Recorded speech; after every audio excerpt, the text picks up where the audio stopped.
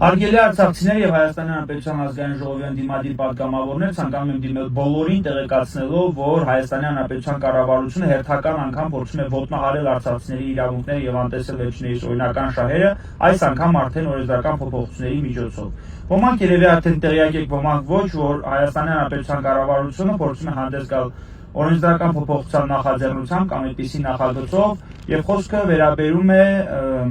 Հայաստանի Հանրապետությունը վերագրանցում չստացած իրավաբանական անձանց ակտիվները Հայաստանի Հանրապետության կառավարությանը փոխանցելու մասին։ Ու նախ հրապարակավ հայտարարվեց, որ բանկերը կարգրավեն այն կազմակերպությունների կողմից գրավադրված գույքերը, որոնք վերագրանցում չեն ստացել, բայց խոսվում է նաեւ Արցախի Հանրապետության իրավաբանական անձանց ակտիվները, այն իրավաբանական անձանց ակտիվները Հայաստանի Հանրապետության կառավարությանը փոխանցելու մասին, որոնք Հայաստանի Հանրապետությունը վերագրանցում չեն ստացել։ Որպեսզի բոլորի համար պարզ լինի, խոսքը վերաբերում է Արցախի ներդրումային հիմնադրամի, Գյուղի եւ գյուղատնտեսության աջակցության հիմնադրամի, Արցախրուտ եւ նման այլ ընկերությունների ակտիվները Հայաստանի Հանրապետության փոխանցելու մասին եւ խոսք ես կարծում եմ բոլորիդ համար հասկանալի է, որ խոսքը 1 կամ 2 միլիարդի մասին չէ, խոսքը տասնյակ միլիարդների մասին է, որովհետև միայն Արցախի ներդրումային հիմնադրամը հանդիսանում է Արցախբանկ փակbaşնետիրական ընկերության 46.6, եթե չեմ սխալվում, տոկոսով բաժնետոմսերի կամ այդ 46 բաժնետեր, բաժնետեր, նույնիսկ այստեղ խոսքը բավականաչափ մեծ գումարների մասին, այսինքն ստացվում է, որ Հայաստանի Հանրապետության կառավարությունը Արցախի մնացորդ ամբողջ գույքը փոխանցում է Հայաստանի Հանրապետության կառավարությանը, սակայն թե ինչ նպատակով է դա կատարվում եւ ինչպես են դրանք տնօրինվելու անհասկանալի է։ Ընդ որում այդ իրավաբանական անձանց հիմնադիրները եւ Արցախի Հանրապետության պետական մարմնի որևէ ներկայացուցիչ կամ Արցախի Հանրապետությունից շահագրգռված որևէ անձ այդ գործողության չի մասնակցում, այսինքն Արցախի Հանրապետությանը այս մասով Արցախի Հանրապետության լիազոր անձանց այս մասով շահագրգիռ չեն դարձնում, այսինքն այսպես ասած թաքուն եղանակով փորձում են Արցախի Հանրապետության մնացորդ բոլոր միջոցները, արդեն Արցախի Հանրապետության նախագահը հայտարարեց, որ միայն պահոստային ֆոնդում կար 1.4 միլիարդ դրամ, բայց բացի այդ կար նաև այլ միջոցներ, ինչպես օրինակ նշեցի Արցախբանկ փակbaşնետիրական ընկերության բաժնետոմսերը եւ այլն, այդ բոլորը փորձում են վերածել Հայաստանի Հանրապետության սեփականությանը։ Հիմա ոմանց մոտ կարող է հարց առաջանալ, որ այդ գործողությունները ուղղված են արցախցիների սոցիալական խնդիրների լուծմանը, բայց ես շտապում եմ պատասխանել, որ ոչ, որովհետև արցախցիների սոցիալական խնդիրների լուծման հիմք հանդիսացող միջոցները արդեն աղբյուրները արդեն բոլորիս համար պարզ են, որտեղից են այդ միջոցները, բայց այնուամենայնիվ, եթե անգամ ենթադրենք, որ դրանք ուղղվելու են արցախցիների լրացուցիչ սոցիալական խնդիրների լուծմանը, ապա միևնույն է, այդպիսի եզրահանգում մենք չենք կարողանալու անել, որովհետև արդեն սրա փորձը ունենք։ Եվ սրա փորձը արտահայտվել է օրինակ Արցախի Հանրապետության այս կամ այն պաշտոնատար անձանցից, ինչպես նաև քաղաքացիներից արգրաված ավտոմեքենաներ։ Այդ ավտոմեքենաների ճակատագրերը մինչև հիմա պարզ չեն եւ հասկանալի չեն։ Հիշում եք ժողովուրդը ամբողջ արցախցիներն անգամ ողջունում էին այդ գործողությունը, նշելով, որ թավանչիների ավտոմեքենաները պետք է արգրավեն, Արցախից բերված ավտոմեքենաները պետք է արգրավեն, դրանք արցախցիներին են եւ այլն, վերջ ստացակ։ Վերջ Արցախի ժողովրդին դրանից ինչ-որ մի բան հասավ, բոլորը կարծում էին, որ հեսա հրապարակային սակարկություններով կդնեն, այդ ավտոմեքենաները կվաճառեն, արդյունքում միջոցները կուղղեն արցախցիների սոցիալական խնդիրների լուծմանը, բայց ինչպես տեսնում եք, Արցախի Հանրապետության նախագահից արգրաված ավտոմեքենան կամ այլ անձանցից արգրաված ավտոմեքենաները, նաև հասարակ քաղաքացիներից արգրաված ավտոմեքենաները մինչև հիմա դրանց ճակատագիրը անհասկանալի է։ Չնայած այդ արգրավումները եղել են բացարձակապես ապօրինի, այդ հարուցված քրեական վարույթները եղել են կրկին ապօրինի, սրա մասին բազմիցս հրապարական խոսել եմ եւ տարբեր իրավական հիմնավորումներ, խոսելով այն մասին, որ չկա մի իրավական ակտ համաձայն, որի արցախցիները պարտավոր էին դրանք հանձնել Հայաստանի Հանրապետությանը, խոսելով այն մասին, որ Հայաստանի Հանրապետություն չկա լիազոր մարմին, որին այդ ավտոմեքենաները պետք է հանձնվեին, խոսելով այն մասին, որ Հայաստանի Հանրապետությունը այդ գույքերի ձեռքբերման հետ ընդհանրապես որևէ կապ չունի եւ այլն, բայց այնուամենայնիվ բարոյական տեսանկյունից անգամ այդ ավտոմեքենաները հրապարակային սակարկություններով չվաճառվեցին եւ արդյունքում այդ միջոցները արցախցիների սոցիալական խնդիրների լուծմանը չուղղվեց։ Հիմա ես հենց սրա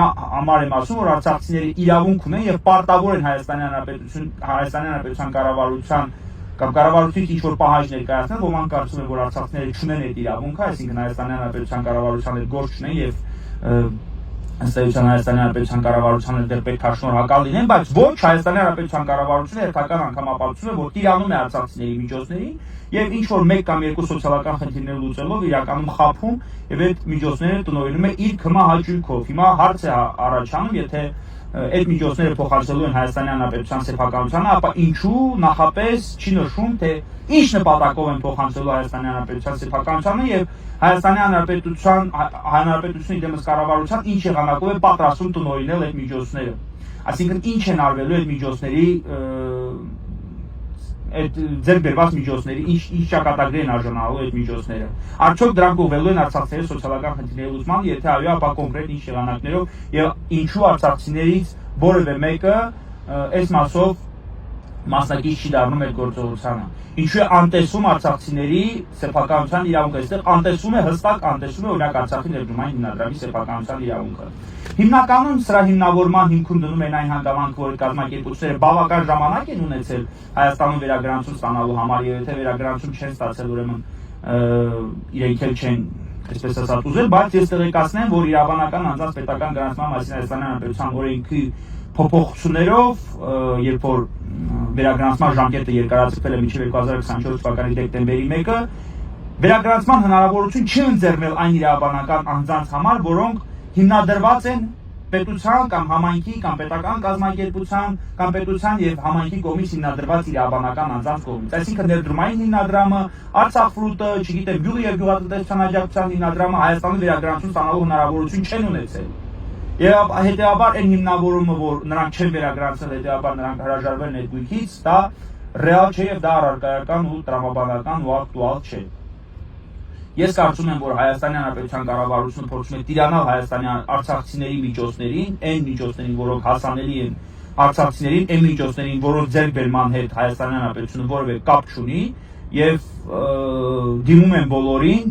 այդ թվում նաեւ լիազոր անձանց, օրինակ ազգային ժողովի ընդդիմադիր պատգամավորները խնդրում են իրենց հնարավորության սահմաններում անել ամեն ինչ այս խայտարակությունը կանխելու համար կամ հանդիպել կամ կազմակերպել հանդիպում քննարկումներ համապատասխան անձանց հետ, այդ թվում նաև արցախցի պաշտոնյաների հետ կամ լիազոր այլ անձանց հետ հնարավոր անելիքները քննարկելու նպատակով։ Սա դա պետք է խնդիրը նաև հրապարակայնացնել եւ թույլ չտալ հերթական անգամ այսպիսի վերաբերմունքի արժանացնել արցախցիներին։